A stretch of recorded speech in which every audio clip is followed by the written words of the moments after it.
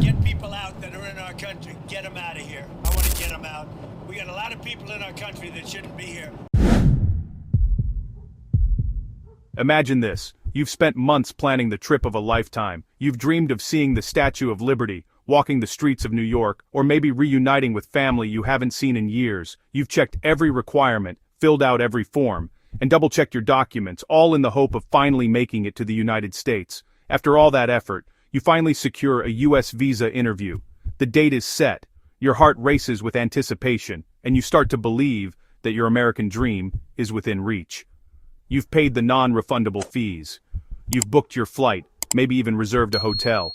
You've told your family and friends, and everyone is cheering you on. The excitement is real, and the possibilities seem endless.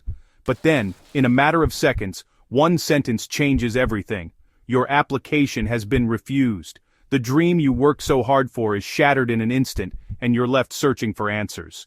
There's no crime, no missing document, no warning, no clear explanation, just a cold official denial that leaves you feeling powerless and confused. In 2025, traveling to the United States is no longer just about having enough money or the right paperwork. It's about something you can't control, where you're from. Your nationality alone can decide your fate, no matter how perfect your application is. Right now, at least 19 countries are facing full bans, partial bans, or extremely strict U.S. travel restrictions. These rules are changing fast, and many people don't even know they're affected until it's too late. Some of these bans are public and widely reported. Others are quietly enforced with no official announcement, and some only become real when you're standing at the counter, hearing the word denied. Today, we're exposing the list, the real reasons behind these bans, and the question nobody wants to answer: who's next? Stay with us as we uncover the hidden truths shaping the future of global travel. Welcome to Future Travel Tips, where we break down global travel rules so you don't get caught off guard. If you're planning to visit, study, work, or move to the U.S., watch this video carefully. Let's begin.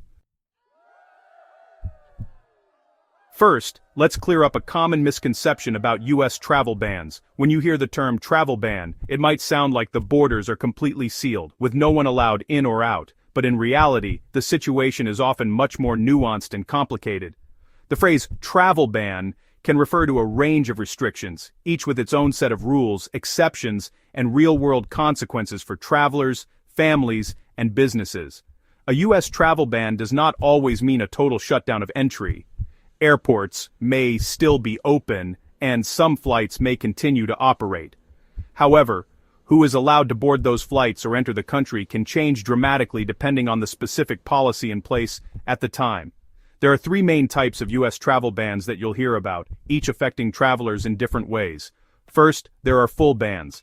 These are the strictest, where most or all visa categories are blocked for people from certain countries. This means that for many, there's simply no way to get permission to enter the U.S., no matter the reason, whether it's for work, study, or even to visit family. Second, there are partial bans. In these cases, only specific types of visas are allowed, like student or diplomatic visas, while most others are suspended. This can create confusion, as some people may still qualify to travel, but many do not.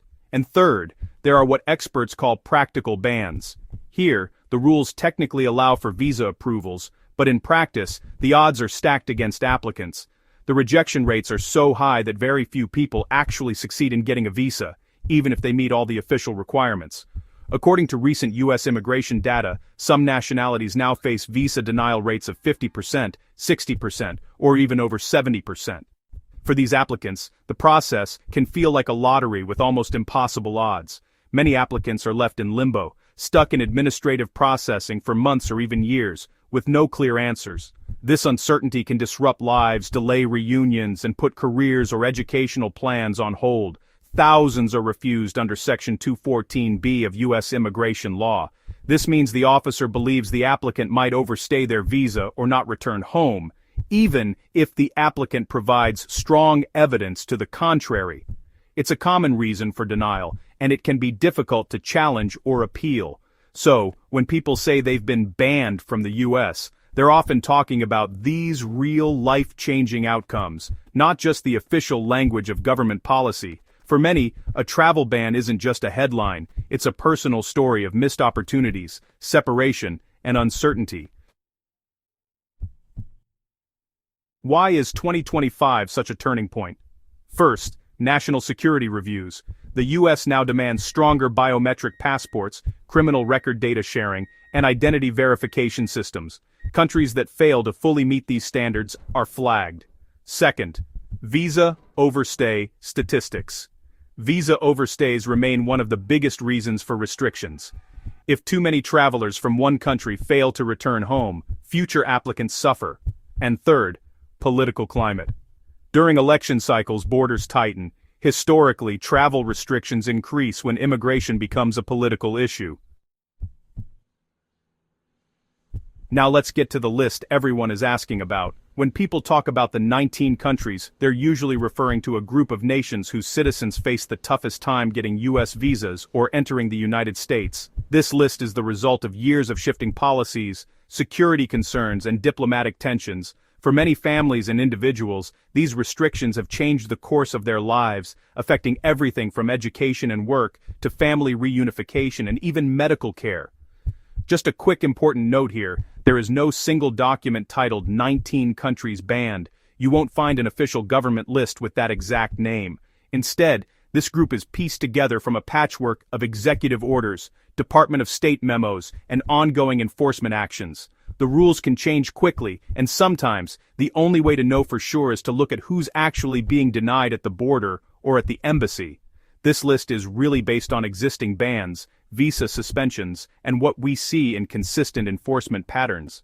It's a combination of official proclamations and the reality on the ground, shaped by years of evolving U.S. immigration policy. Some countries have been on and off the list as administrations change, but the impact on ordinary people remains significant. So, let's break it down. We'll go through the categories, from the strictest bans to the countries facing heavy restrictions, but not outright bans. Understanding these categories helps explain why some travelers face almost impossible odds, while others might still have a narrow path to approval. First, full or near total U.S. travel bans. These are the countries where the U.S. government has imposed the harshest restrictions, often citing national security or foreign policy concerns. For citizens of these nations, almost all types of visas, tourist, student, work, and even family reunification are off limits. Citizens from these countries face severe limitations on almost all visas, meaning that in practice it's nearly impossible for most people to get permission to enter the U.S. Even humanitarian exceptions are rare and require extraordinary circumstances. Iran, North Korea, Syria, Yemen, Libya, and Somalia. These 6 countries are the most consistently affected by the strictest bans. For years, their citizens have faced overwhelming odds, with only a handful of waivers granted for emergencies or very specific cases. For ordinary travelers, U.S. entry from these countries is extremely rare. Most applications are denied outright, and even those who do get through often face months or years of delays, background checks, and uncertainty. Next, partial travel bans and visa restrictions. These countries aren't subject to a total ban, but many types of visas are still blocked, and the approval process is much tougher than for most of the world. Some visas are allowed, but honestly, many are blocked, especially for government officials, certain professionals, or people with family ties to the government. Even for ordinary citizens, the process is long, expensive, and uncertain. Venezuela, Cuba, Eritrea, Myanmar, also known as Burma, and Sudan. These countries face a mix of targeted sanctions and broad restrictions, making it very difficult for their citizens to visit, study, or work in the U.S. Applicants from these countries face heavy scrutiny and very limited approval windows. Even if you meet all the requirements, there's no guarantee you'll get a visa. Many people wait for months, only to be rejected with little explanation. Then, there are countries with severe visa restrictions, but not officially banned. These nations aren't on any formal blacklist, but in practice, getting a U.S. visa is extremely difficult due to high denial rates and extra security checks. These nations are not banned on paper, but in practice, approval is very difficult, often because of concerns about overstays, fraud, or security risks. Many applicants spend years preparing, only to be turned away at the last minute. Nigeria, Ghana, Pakistan, Afghanistan, Iraq, Haiti, Ethiopia, and Bangladesh. For people from these countries, the process is often discouraging, with many giving up after repeated denials or endless requests for more documents. For many applicants here, rejection is far more common than approval. The emotional toll is enormous. Families are separated, students miss out on opportunities, and dreams are put on hold, sometimes forever. The reality is that for millions of people, the U.S. border remains firmly closed, no matter how compelling their reasons to visit. Behind these policies are real people. Imagine a student who secures U.S. admission, pays their tuition, and leaves their job, but at the embassy they hear, "Your application requires additional administrative processing." Weeks turn into months, months turn into silence. By the time a response comes, the semester is already gone. This happens thousands of times every year. Families miss weddings, parents miss graduations, business deals collapse. And it's not because of crime, but simply because of nationality-based risk profiles. So, who could be next? Historically, countries become vulnerable when they show rising asylum claims, increasing visa overstays, weak passport security, political instability, or diplomatic tension with the U.S. Here's the warning. In 2025, travel freedom is no longer guaranteed. It's conditional. If you're planning U.S. travel, here's what you should do. Apply early, choose the correct visa, avoid agents promising guaranteed approval, and prepare strong proof of ties to your home country. Because borders today aren't just lines on a map, they're filters. If this video helped you, like, subscribe, and share it with someone planning to travel. This is Future Travel Tips, helping you travel smarter and safer.